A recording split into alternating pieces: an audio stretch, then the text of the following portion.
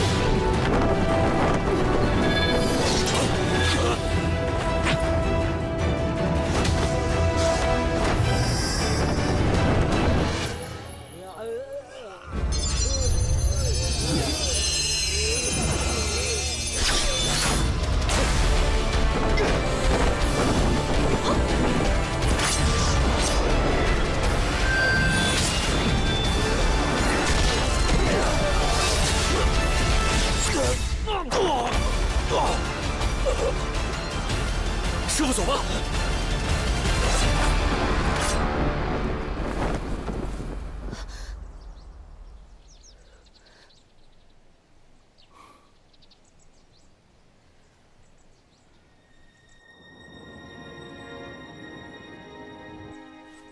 我跟你一起去观星崖。不行，崖主答应救治，实属不易，你们都不能进去。若非你让小凡来寻崖燕草，何止有此劫难？你们不信我也没办法。如果再拖延下去，后果你们知道。师弟，你通知城主清查此地，断不可留下毒患。我跟他去山崖。好。碧瑶，如果实在不能挽回，那么请你至少把他的尸首带回来。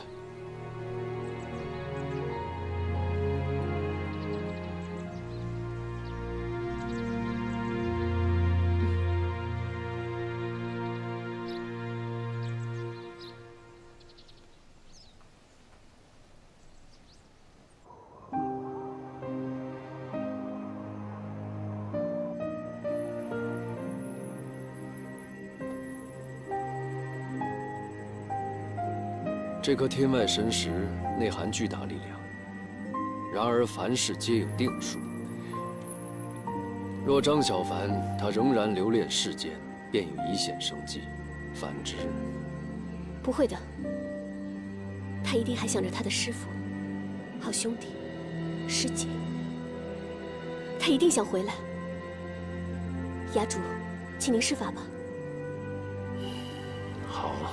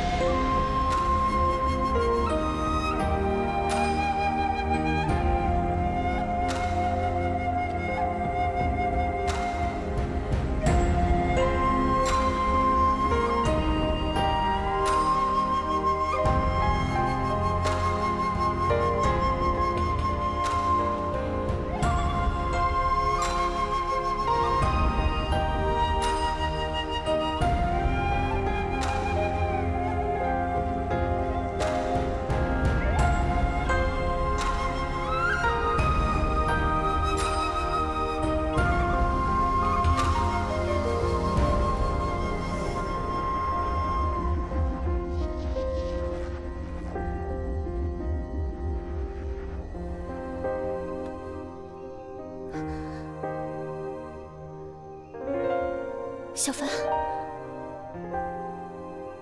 小凡，小凡，小凡，张小凡，张小凡，小凡，张小凡，张小凡，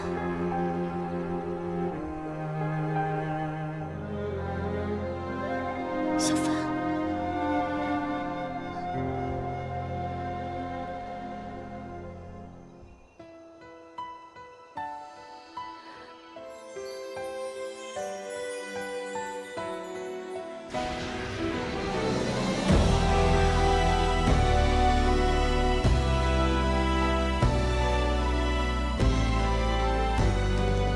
小凡，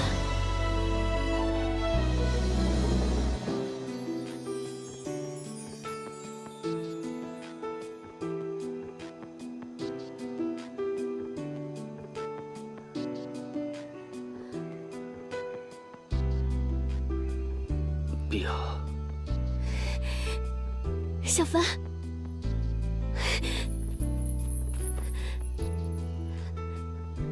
小凡。小凡，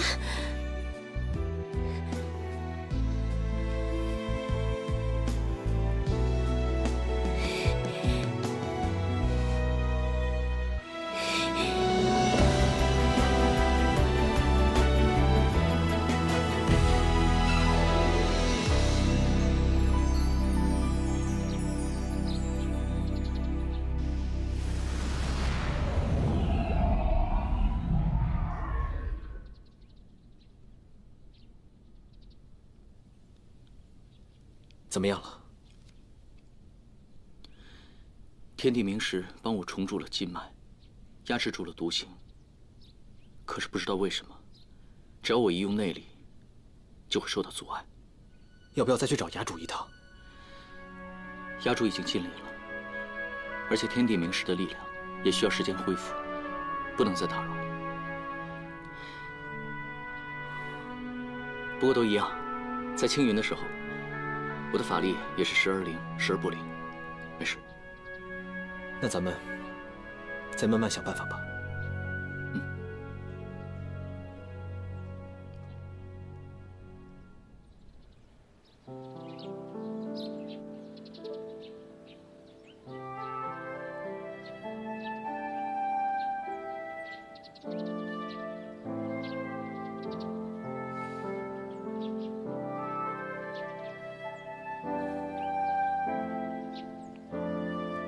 好点了。嗯。没见过你这样的，为了保护别人，自己的性命都可以不要。你不也一样？其实，我一直感觉得到你在我身边。那个时候，我还有一点点神识。我听到你在我身边说，你不会让我死，你要去铲除万都门，我很着急。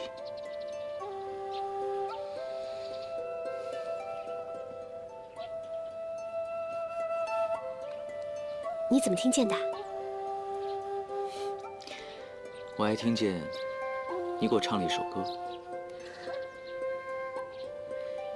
荒草何茫茫，白杨亦萧萧。严霜9月中，送我出远郊。那是我娘生前教我的。一朝出门去，归来夜未央。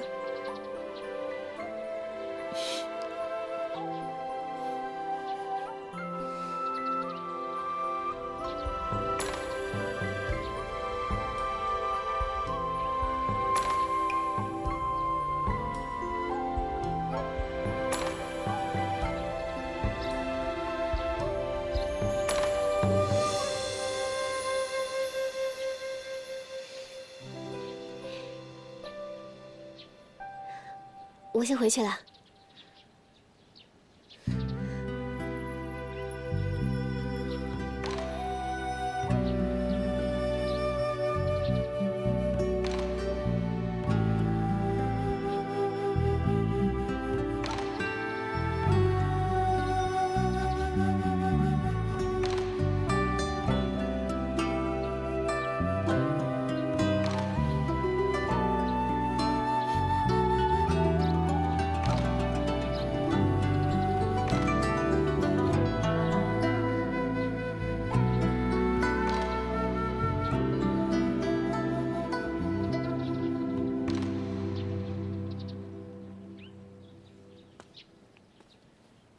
陆师姐，你伤怎么样了？没事了。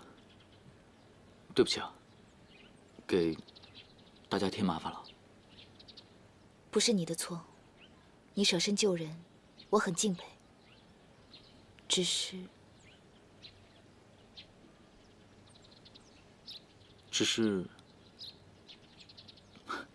迪奥不是魔教的人，该多好啊！正魔两教向来夙愿极深，从小师父便教育我，魔教之人不可信。你遭遇危险，他全力救你，我很感激。但在他背后，可是整个鬼王宗。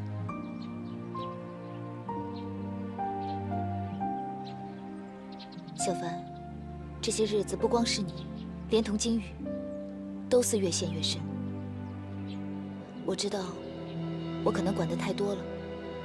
不免惹人嫌，但是你我不仅是同门，还曾经同生共死，说一句生死之交亦不为过。即使你烦，这些话我也要说。人非草木，孰能无情？魔教终究是居心叵测。我以朋友的身份劝你，悬崖勒马，莫要纠葛太深。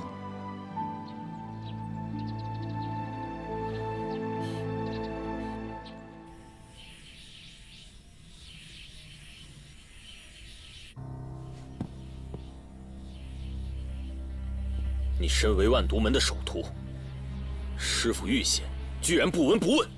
哼！师兄，你也敢说我？师父受伤，空桑山内布置尽毁，而你又做了什么？你也罢，事已至此，师父命你自行其事，尽快夺下鱼都城。不用你来指挥我，先做什么，后做什么，我心里清楚。秦无言，兽灵血骨已经交到你的手里了，这次要是再搞砸，你应该知道，回去以后会是什么下场。师兄，还是先担心担心你自己吧。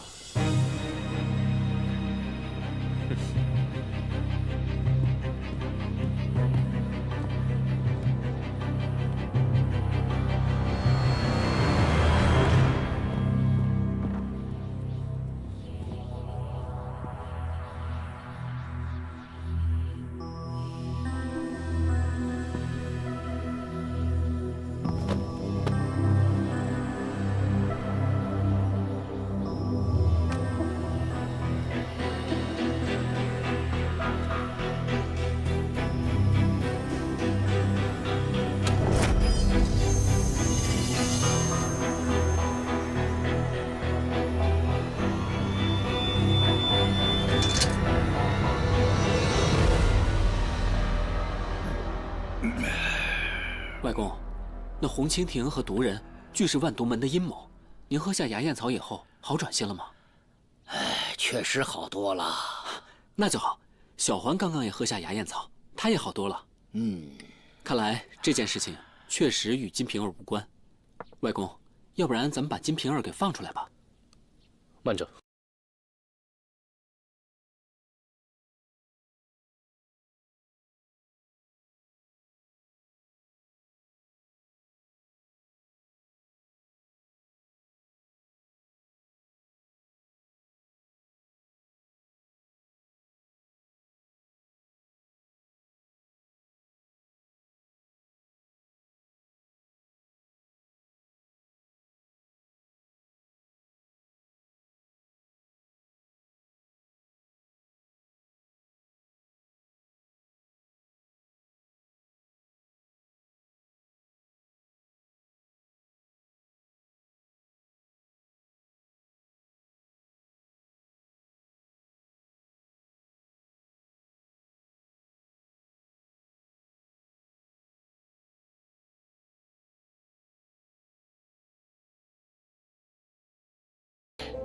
魔教中人防不胜防，你必须彻底查清楚，不可贸然放人呐。是。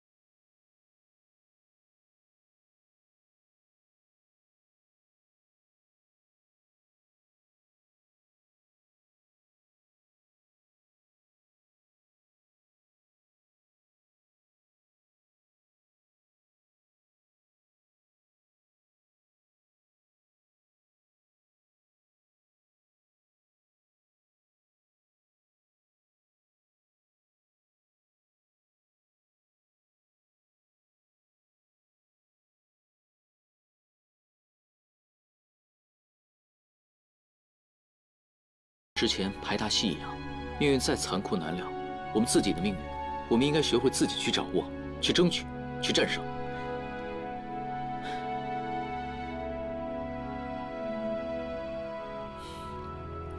我相信碧瑶，她绝对不会骗我的。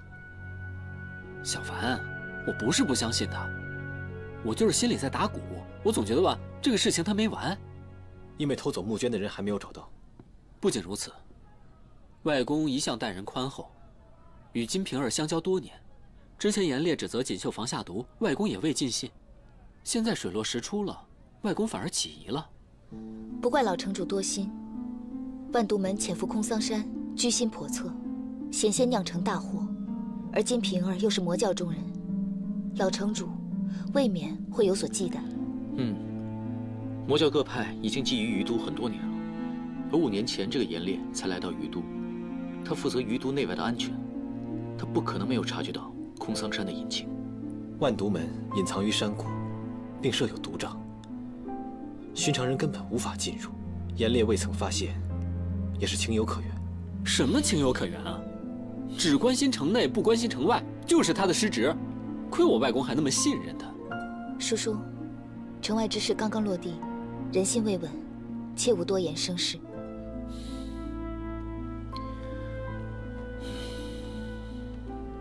是啊，等你外公的病情好一点了，咱们再慢慢商量吧。来嘞，柚子绿茶，来。嘿，好香啊！哈，姑娘，请。茶香清甜，果然特别。哦，康师傅，绿茶再来1壶，哦，不对，多带几壶，2种我都要。我也打包让外公尝尝先。让他也消消火。好，这就去给各位打包。稍等啊！哎，兄弟们，待会儿我就给你们露一手，什么叫做烹水煮茶。你还会烹茶呀？我曾叔叔绝世天才，有什么不会的？你什么都会，排大戏的时候，你怎么不上啊？要是青青雪琪跟我搭戏，刀山火海我也去啊。可惜啊，这么一场精彩绝伦、绕梁3日的大戏，男主角他居然不是我。雪琪啊，反正现在这个银子呢还没有找到，要不然改天你跟我再演一场，再募一回银子。好了，叔叔，水渠之事尚未解决，还是先好好想一想，怎么解决银子的事情吧。哦。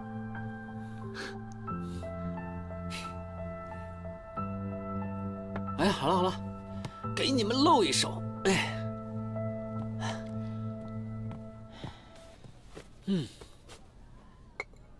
来啊！哎，你的还没喝完呢。哇，真会烹茶！哇，来，慢用啊！来，看好了啊，看我的香不香啊？啊？我来。你干什么？去你的！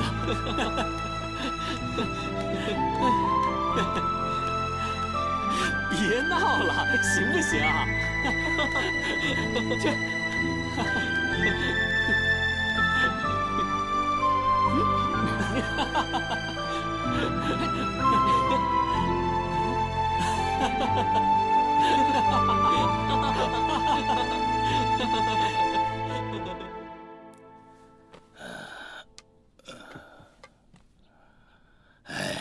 回顾往事啊，恐怕就是因为我的一向固执，给你们留下了太多的烦恼啊。城主千万别这么说，如今万都门已去，金瓶儿被压，应不会再危害余都。您老体内的毒素也已清除，慢慢调养，定能恢复。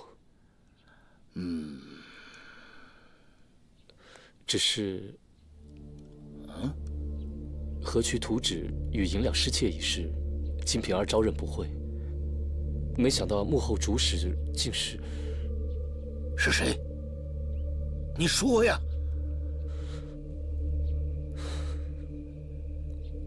是您的外孙李寻。寻儿？不可能，寻儿不会干这等事的。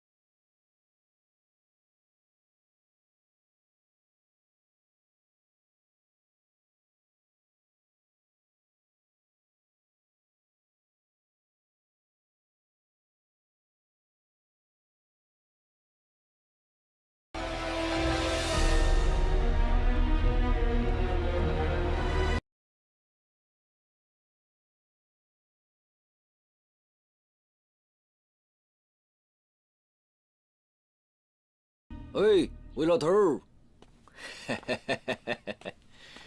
哎呀，怎么了？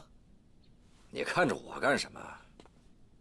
气大伤身，你这把年纪，一个不小心可就翘辫子了。你这是来看我什么时候翘辫子的？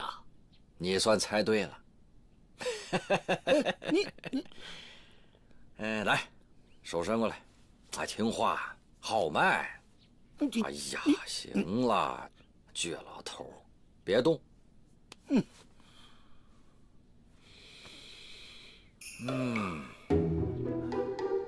哎呦，看出什么东西了？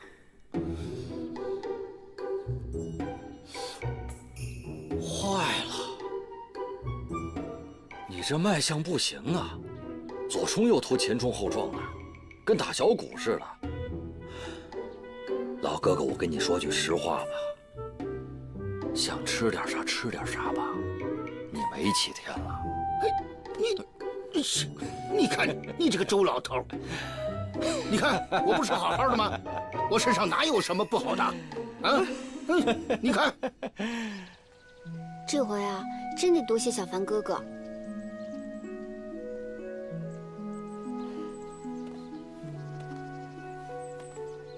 怎么了？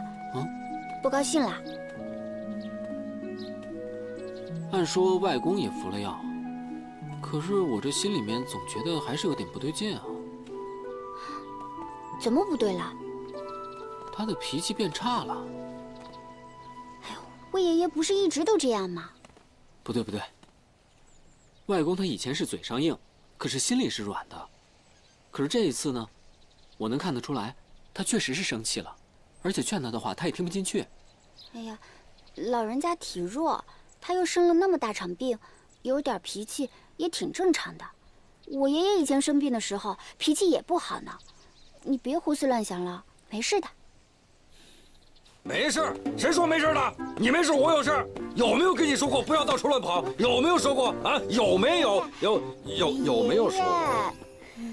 别把小命给丢了。周爷爷，我外公他没事吧？你外公啊，没事，他的脉我都把过了，脉象不错，就是脾气不太好。只要脉象平稳，身体无大碍。哎，你脉象怎么样？要不要把一把？我不用了，我把脉很好。不用不用不用。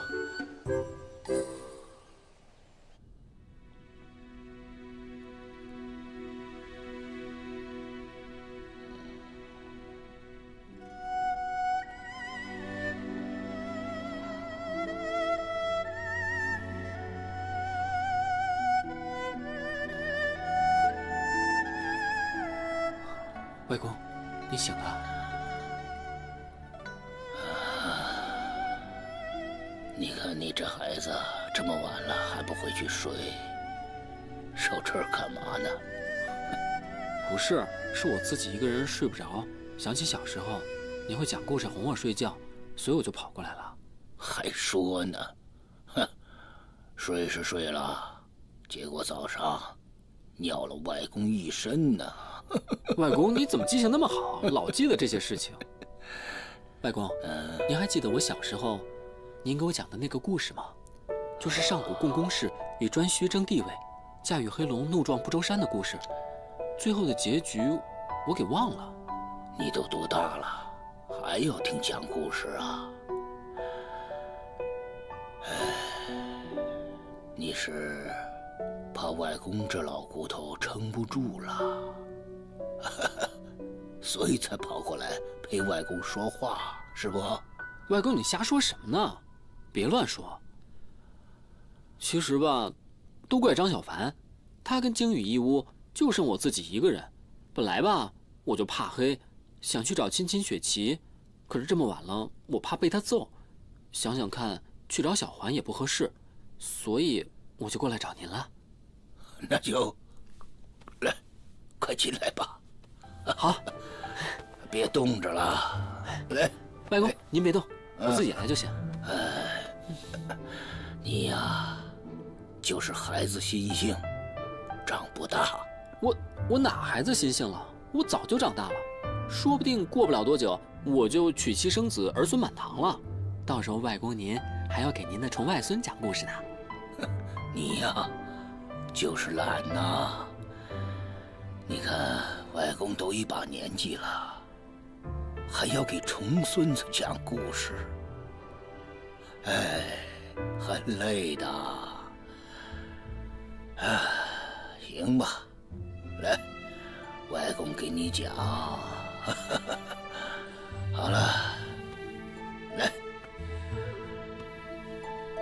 这次讲了，不许再忘了啊。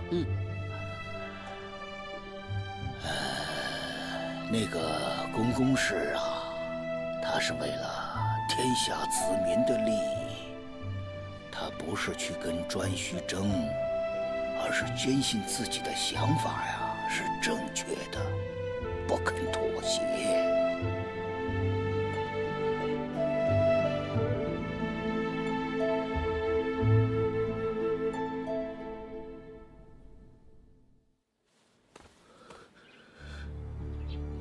外公，这是栽赃！城主，这些都是从李寻住所内的别院搜出来的。颜护卫，你小畜生！我看事到如今，你还有什么话说？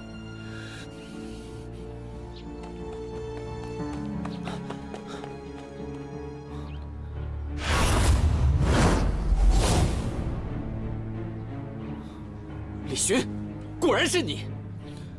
偷图纸的是我认。可是外公，这些银两不是我偷的，我从小不缺吃穿，我要这些银两做什么？那你偷我图纸做什么？很简单，李寻为了争夺城主继承人之位，不择手段，在水渠议事中串通金瓶儿，窃取图纸与募捐的银两，意图令曾叔叔的计划失败，而金瓶儿则为了让锦绣坊在城中立足，投靠李寻。李寻，可有此事？李寻，你耍手段，竟然耍到外公的面前来了！你还有什么颜面去见你爹娘啊？外公，外公，孽障！外公，外公，你消消气，消消气啊！李寻他应该不至于的。外公。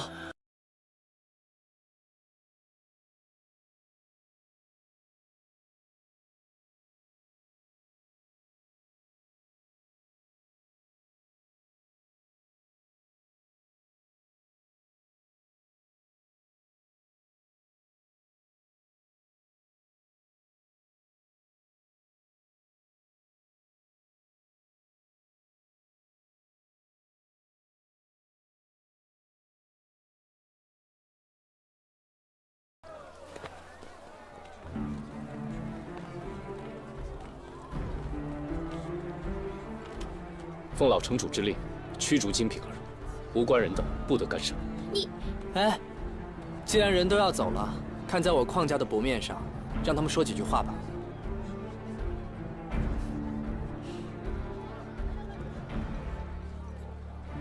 快点！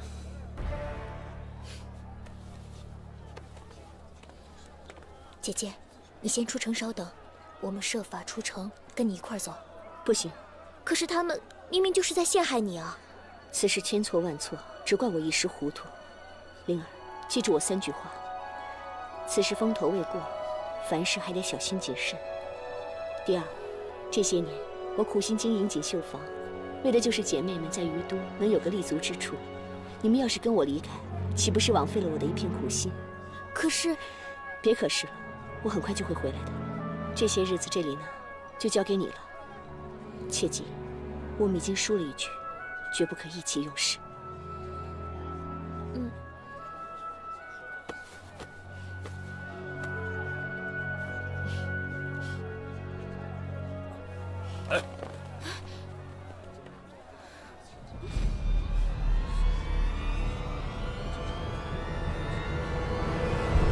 他们把锦绣坊分成2半，秀女只能在前厅活动，时辰到了就得回房去。外面有城卫守着，说是可能还有同党，得加强戒备。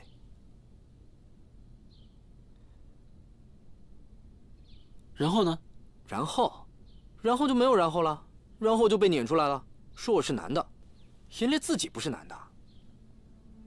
我始终觉得还是有些不妥，却说不出问题在哪儿。按道理说，万毒门走后，应该没有什么事了才对。说到万毒门，你们去空桑山都不叫我，万毒门偷袭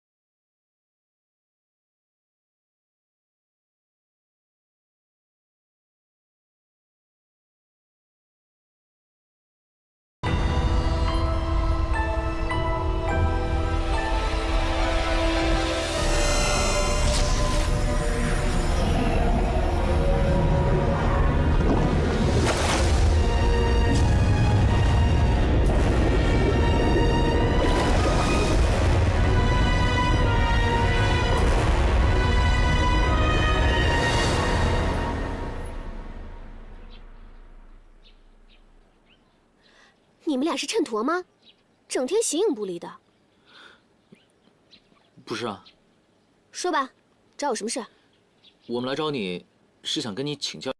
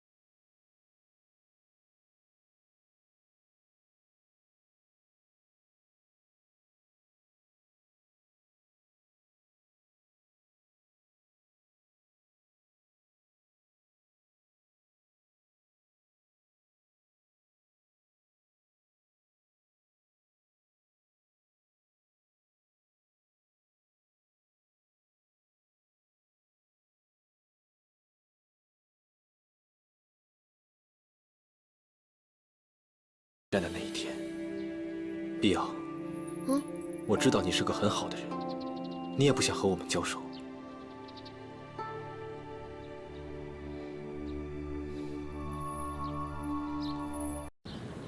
万毒门起源于南疆，多年来只是无名小派，也无风无浪，并不起眼。直到170年前，门派中的一名弟子从死亡沼泽中得到一本书和一把短剑。书唤为毒经，剑唤为斩相思。斩相思？斩相思自带毒素，一旦划破身体，毒素将伴随一生，无药可解。幸好那天老毒怪没有拿出斩相思，否则我们就麻烦了。还有呢？还有，老毒怪利用那个斩相思，杀掉了所有跟他作对的人，自称为毒神，还用手里的一种万古丹控制3名得力手下。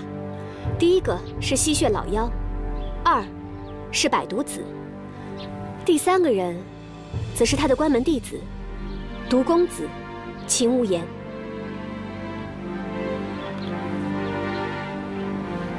吸血老妖和百毒子我们都见过，可毒公子却未曾现身。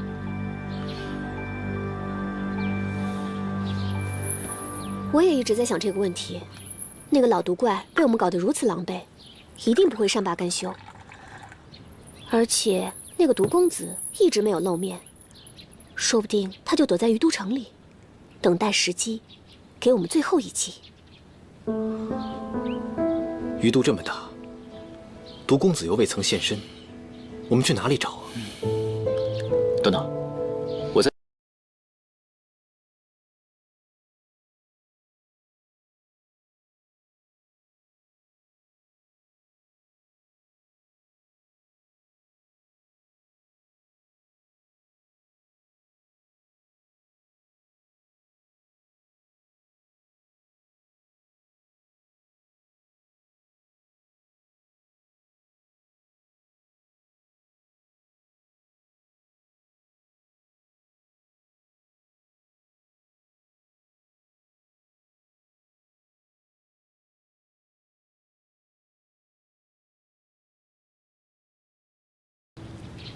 走啊！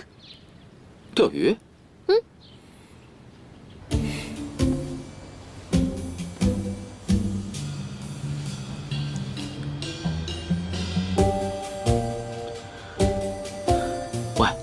为什么我们要穿成你爹手下的样子？因为金羽比你身手好啊！你这毛手毛脚的，没2下就把你揪出来了。你还是只适合在这里原地不动，不会被发现。哦，我可不想像那空桑山那样，又再救你一次。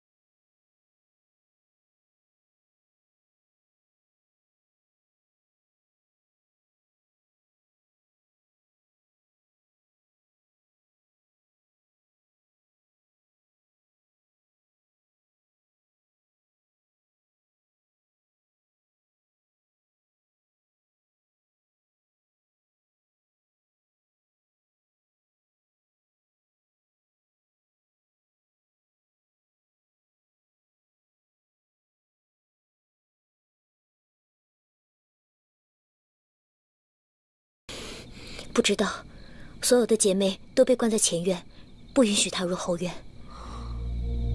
我去后院看看。你告诉姐妹们，不管发生什么事，千万不要出来。嗯。喂，那个阿相可信吗？他未过门的妻子就在锦绣房内，绝对可信。天音阁找了个合欢派的，哪里可信啊？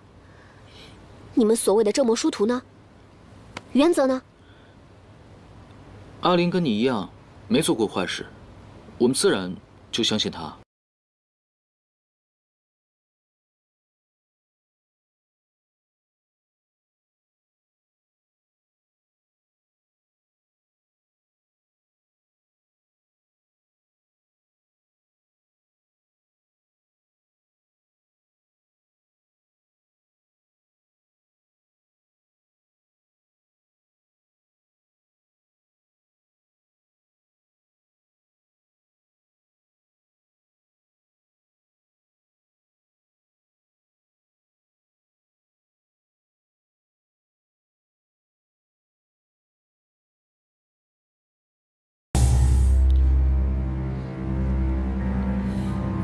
毒神想要的太多，上一次我们宗主已经明确说过了，我们给不了。但是，毒公子提出的条件，或许我们能够办到。你们就这么笃定我会背叛师门吗？否则，毒公子也不会在于都城内按兵不动，任由空桑山中门派驻地遭到青云弟子的偷袭。这是师父的吩咐，是不是你我俱心中有数？鬼王承诺会尽全力扶持毒公子上位，并设法为您配出万古丹的解药。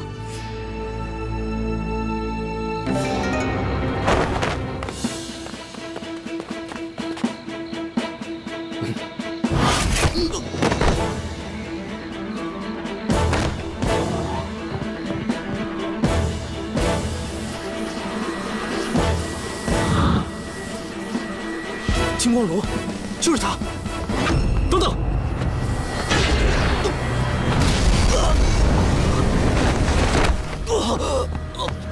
阿相，阿相，没事吧？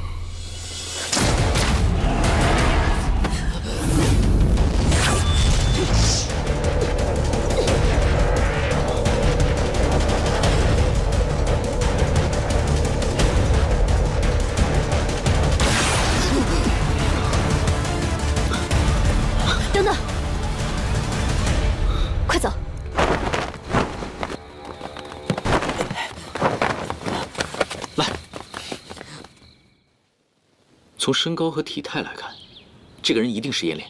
我去找他。别傻了，坐下。他处心积虑在于都城埋伏这么久，怎么可能没有后手？我们现在在暗，他在明，我们必须装作什么都没发生，才好进行下一步。可是他万一狗急跳墙，对老城主下毒手怎么办？他不是已经对老城主下毒手了吗？不然老城主怎么会中毒的呀？哪怕现在抓到他，也不一定能拿到解药。要是再被他逃了，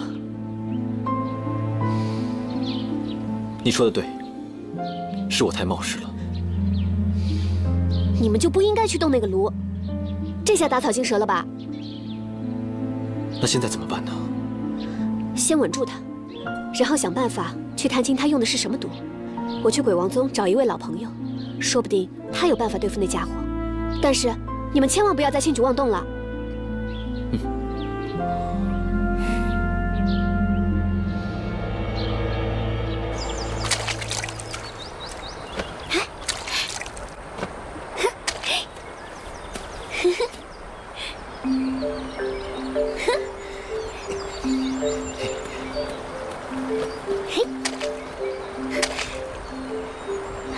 你干嘛？我随便走走。你病好了？好啦，什么关系啊？哎，你别过来！待会儿又被你主人骂了。我就要回鬼王宗了，我过来跟你道个别。啊，你要回去啦？那你好好干，争取早点爬上去，不要再被他们骂了。哎，这个给你。这是什么？我娘的牙。我是被狗抚养长大的。我不要，给我这个做什么？防身辟邪呀！你看你这个体质这么弱，一会儿中毒，一会儿被鬼上身呢。你才鬼上身呢！我不要。哎呀，拿着，不要，拿着！我不要。哎，你，哎呀，你，拿着！干嘛？别跑！我不要！拿着吧，拿着！哎呀，拿着吧！小环，你干嘛救命啊？你想干什么？关你什么事儿？上次的仇还没报，我还没找你算账呢。嘿，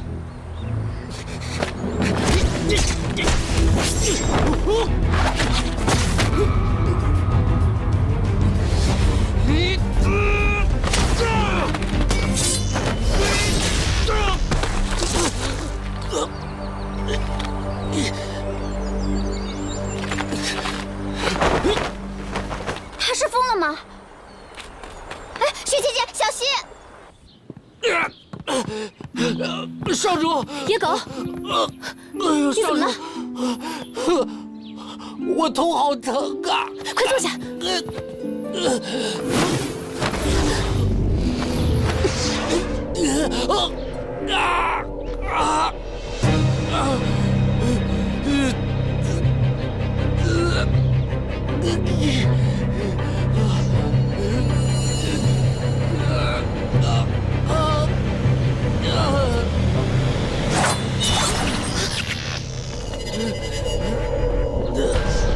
干什么？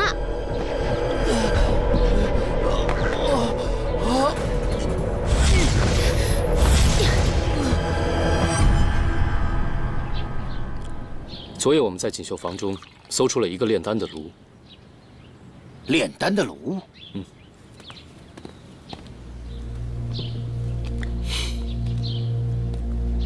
金瓶儿离开后，我们在锦绣房中搜出了一个绿色药炉，上有邪秽法术。想必先前在给您的药酒中所下的毒，便是以此炉炼成。被什么人偷走的？多半是与金瓶儿勾结的魔教余孽，目的是为了销毁证据。昨夜属下接获报信后，便吩咐城卫封锁城门，暗中搜查。只要找到此物，便可牵连出同伙。小凡，两位有事吗？啊，没事没事，我跟靖宇随便走走就好了，不打扰二位了。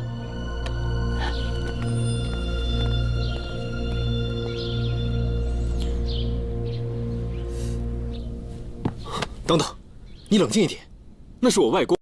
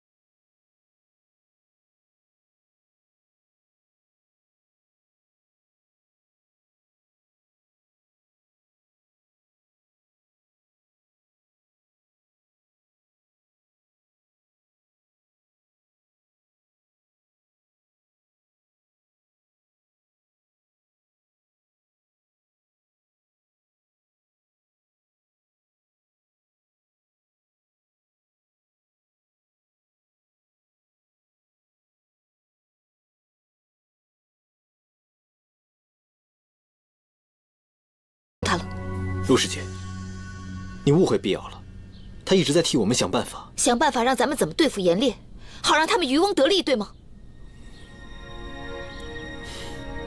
我们到现在还这么互相责问，到底有什么意义啊？行了，大家别急呀，给我一个时辰，什么也不要说，什么也不要做，就一个时辰，行吗？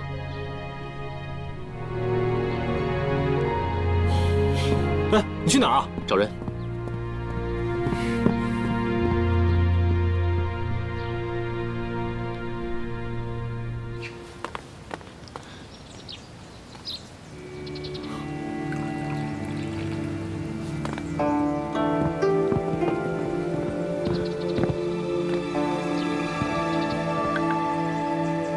鬼先生，你也是魔教中人？我与鬼王乃是多年故交，先前收到他来信，请我代为照顾碧瑶。你们的事，碧瑶已经告诉我了。鬼先生，你看看他们，一边不耻我们门派行径，一边又求着我们帮忙，真应该去问他们的道玄掌门，看看他面子往哪儿搁。碧瑶，休得无礼。现在于都城内人命关天，不分正魔善恶。是不分正魔善恶。今天他们那个叫什么陆雪琪的，差点伤到我。师姐是为了救你。啊？经过我的判断，野狗确实是中了蛊毒。你与野狗的饮食素来小心，连你们都中了暗算，可见这于都城内中蛊之人，绝不仅仅只有一个。那老城主呢？是与不是，一试便知。你先带我去看看吧。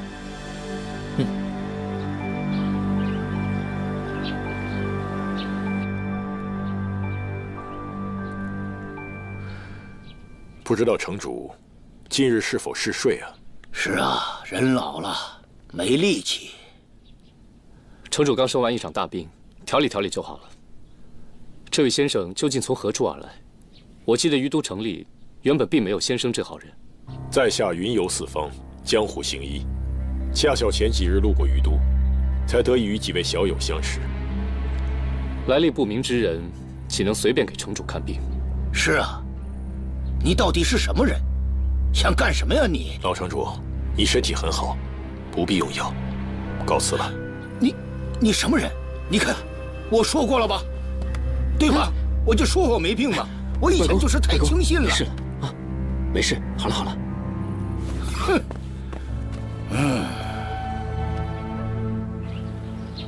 魏老的身体状况已经非常严重，此时不可走错一步。他的身体已经是风中残烛，依我之见，蛊虫入侵已至少5年，早已经与奇经八脉融为一体。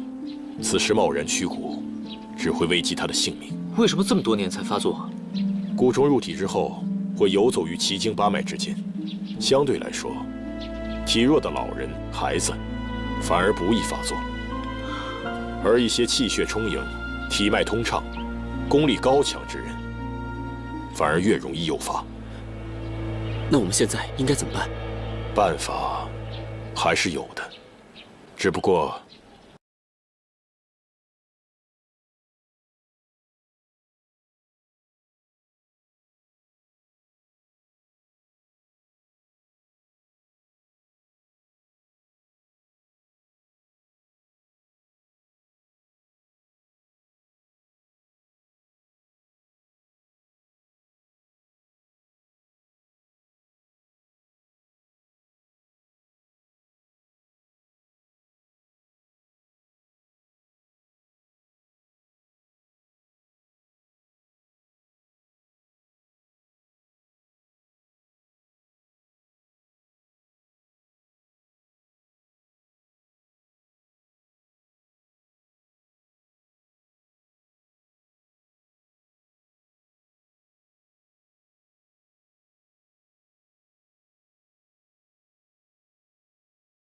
是第一次尝试。话说回来了，你将牙燕草与兽神之血的事情都告诉了他们，你真的不怕被你父亲知道，责怪于你吗？我就是看他们太着急了。无论如何，你还是鬼王宗的人。现在于都城形势复杂，权衡利弊之下，你应该清楚，切莫因小失大。知道了。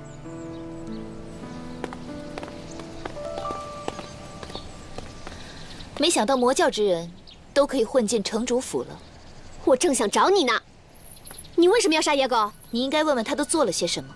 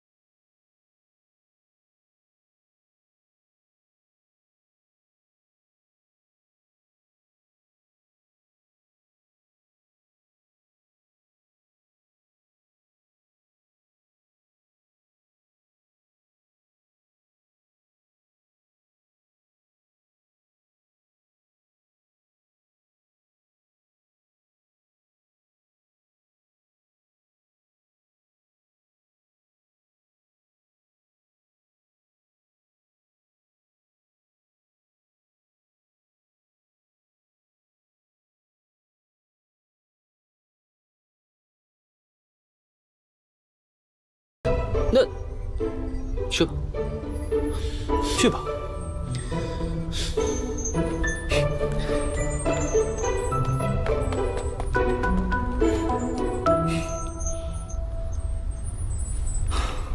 想不到，除了青云之外，世间的事竟会如此复杂。会好起来的。但愿如此吧。只是，我还在想另外一件事。什么呀？掌门真人接到萧师兄带来的消息，魔教齐聚空桑山。据我师父说，他们此次前来的目的，是为了寻找一个叫万福古窟的地方。所以你们才要去空桑山打探。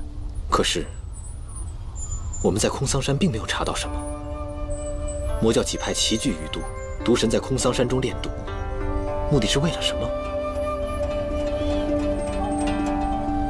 我猜，这跟碧瑶所说的兽神之血有关。严烈在城中潜伏了5年，说不定这个计划从5年之前就已经开始了。毒神先派他来做内应，再逐渐用这些蛊来控制于都的百姓。他们的计划不只是为了得到于都吧？碧瑶为什么来这儿？金瓶儿呢？甚至阿相的师门，还有李寻。难道严烈的最终目的就是万福古窟？你快一点！你放开我！快点！我不是，很快就好了。我没有中蛊。哎，你放开我！走走走，你没有中蛊，你怕什么呀？你们快点过来呀！过来帮忙！疼死我了！你们看到了吧？啊，我是没办法了。你是他的小凡哥哥，你去吧。去啊！行，我去。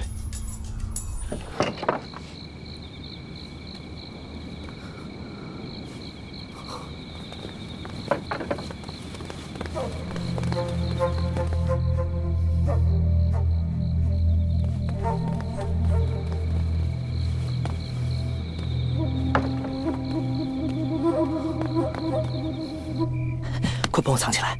全城都在搜查，说这个宝珠丢了。要我拿的是你，这送回来的也是你，你真是把我们害惨了。这是我们天音阁的宝物，我不能袖手旁观呢。你帮帮我啊！喂，快出来！小凡、洪小环过来了。小凡哥哥，你这是要带我去哪里啊？带你去见爷爷。我不去。小环，你要去帮我解释清楚啊！我不去。不要再闹了，快走！我不去。小环，别闹了！我不去。小环，我不去！救命啊！张小凡，你干什么？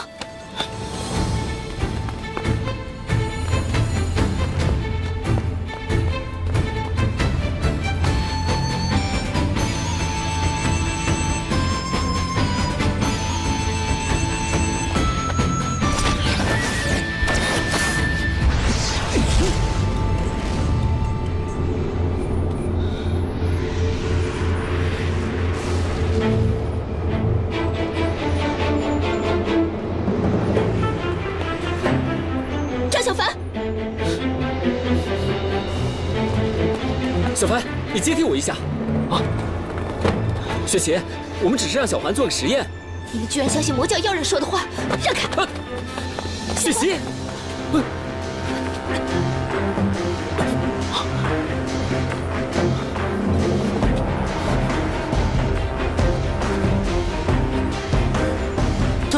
他们也中蛊了。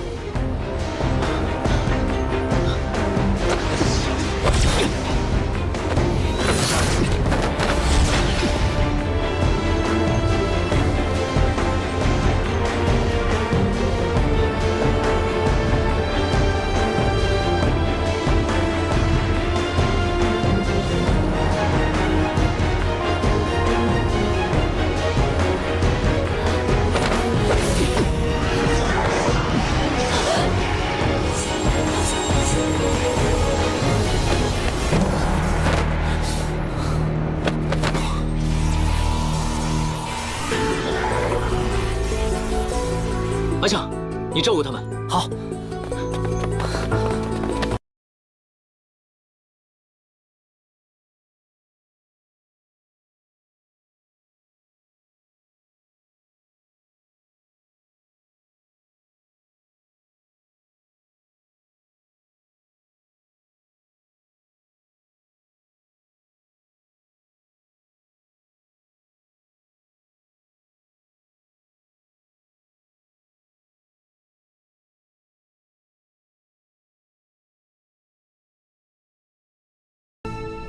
你们说吧，我受得住。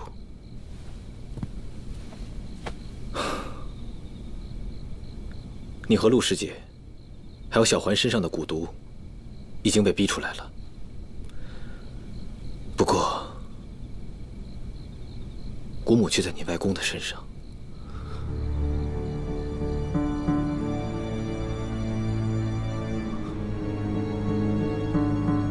你们可都是青云弟子，究竟这个蛊毒是怎么样才能进入到你们的身体里呢？我们中了蛊，都尚不自知。偌大的鱼都城，外公，究竟还有多少人中了蛊？外公，我要找我外公。外公，别去，严烈在他身边，别弄巧成拙。成什么拙？他是我外公，我眼睁睁看着他中蛊，我一点办法都没有。你没有亲人，你怎么会懂？叔叔。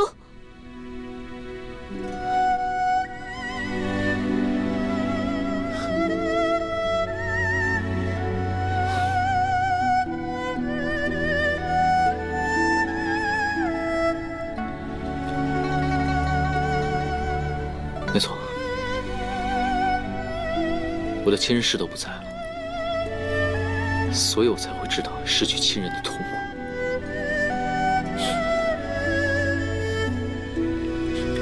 对不起，小凡，对不起。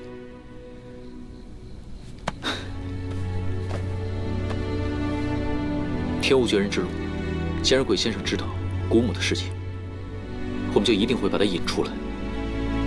先不要惊动严烈。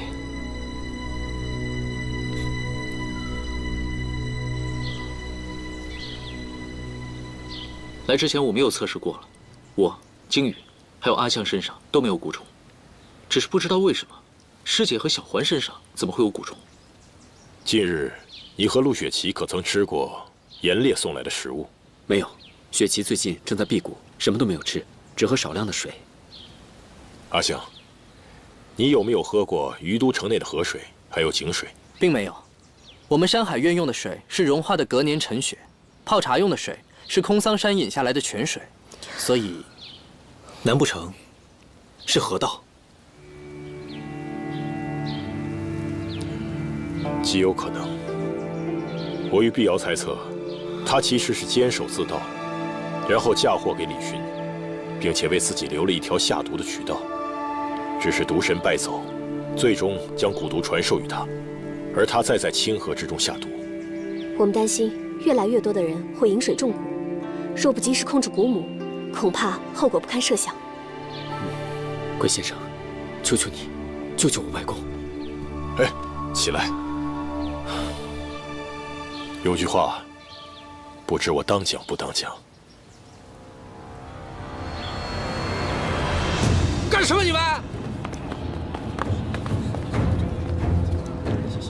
城卫队执法、搜查窃贼，无关人等一律退避，不得妨碍公务。严护卫，你不在城主府守护老城主，来这里做什么？想不到青云弟子竟与鬼王宗混为一窝，简直叫正道颜面无存。严护卫，这山海院是我邝家的产业，我们做生意的门朝四面，客迎八方。按照于都的规矩，不管来者何人，只要不在城中作恶，管你黑道白道，都一视同仁。严护卫不会是想打破这个规矩吧？规矩因人而立，也可因人而改。老城主有令，命我搜查此处。哇，城主有令，城主之命是啊，城主有令啊！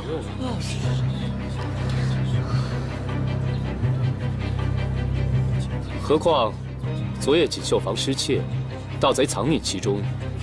若在山海院中搜出赃物，鬼王宗便是犯下盗窃罪，更与金瓶儿勾结，罪加一等。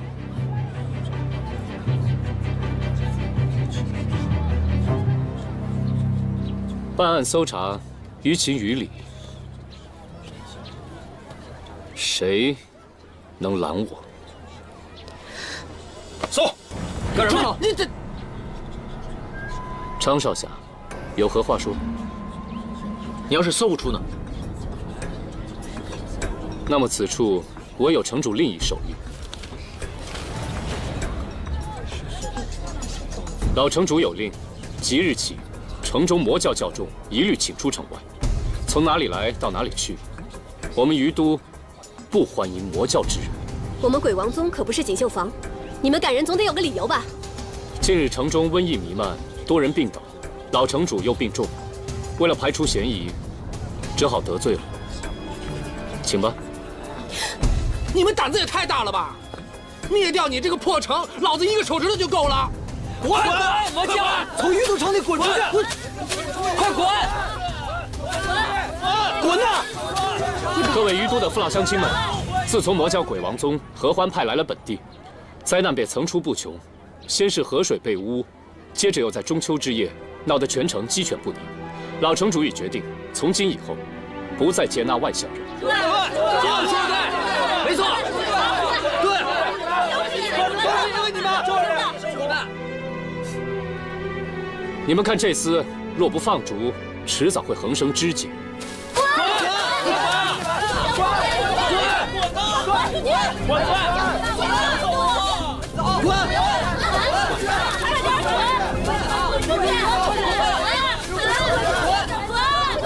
住手！我叫滚！就是滚！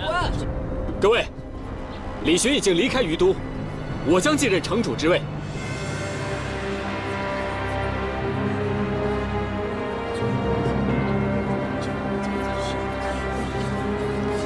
曾叔叔，你这话说的也太笃定了。若被老城主知道你与鬼王宗勾结，意图谋害他，夺取城主之位，不知他会如何作想？是与不是暂且不论。我外公得病一事，是在鬼王宗来到于都之前，瘟疫蔓延，更非他们所为。严护卫，我们也不必等你水落石出。你在于都经营多年，此处怕是没有我鬼王宗立足之地。碧瑶，我们走。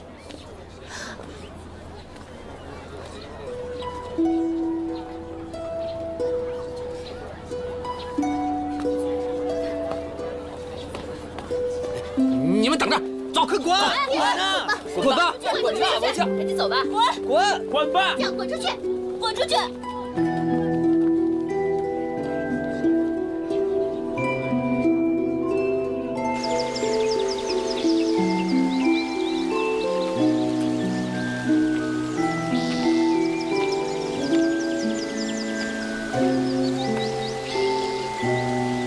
没有找到蛊虫的下落，应该是渗透到地下水中，遍布全城了。回去吧。鬼先生告诉我，如果我外公知道自己中了蛊虫，没有被严烈所操控，当他知道自己与全城百姓有危险的时候，那他第一个救的，一定会是百姓。救一个人，还是救全城的人，并无冲突。我们在青云学艺，为的就是让自己变得更强大，不会再因为这样的事情而去取舍。可不知道为什么，我总有一种不祥的预感。就算我们解去了毒蛊，外公怕是也很难恢复到原来的模样了。邪不胜正。如果老城主他，你会接任新的城主吗？我不知道。小凡，我突然觉得自己很自私。我只顾着我外公的安危，却从来没有想过全城百姓的性命。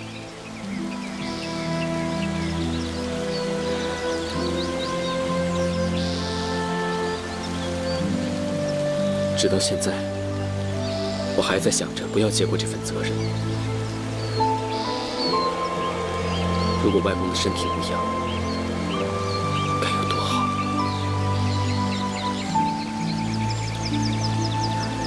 我也想过，如果爹娘还活着，没有当年那件事，我更宁愿在草庙村里当一个打柴的笨小孩。可时间就像这河水一样流淌而过，就再也不可逆流了。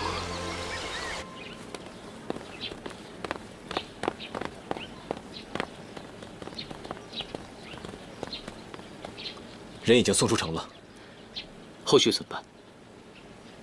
你们也看到了，山海院周围的百姓都被严烈怂恿，应该也是中了蛊毒。严烈好手段，全城老百姓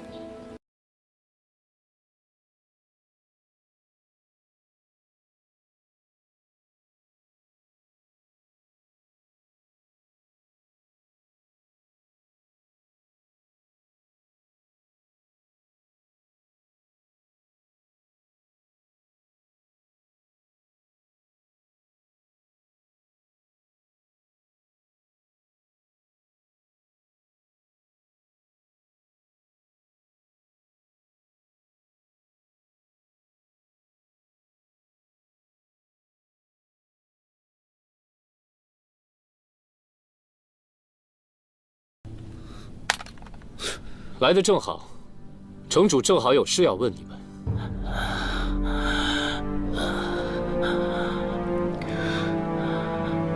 城主，曾叔叔来了。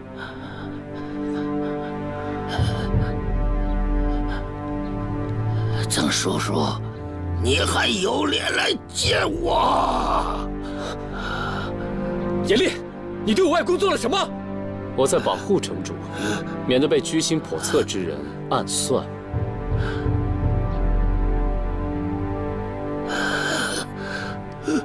城主，方才我搜查全城之时，见他们竟然维护鬼王宗，与魔教为伍，意图谋害你。外公，你不要相信严烈，他是恶人先告状。他赶走碧瑶和金瓶儿是为了独占于都，他是万都门的人。此时此地还想血口喷人？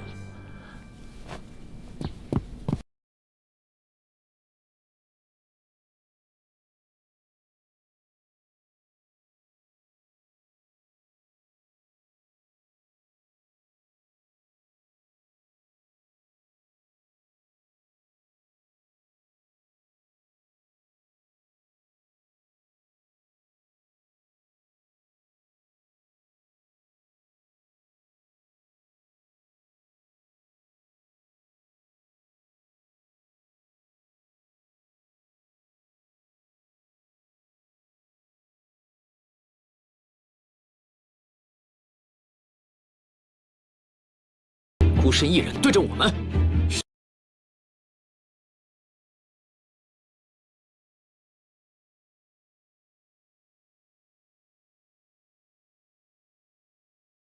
你的师兄弟退出于都，从此我们井水不犯河水，这样我才能更好的保护你外公、小环姑娘，还有全城的百姓。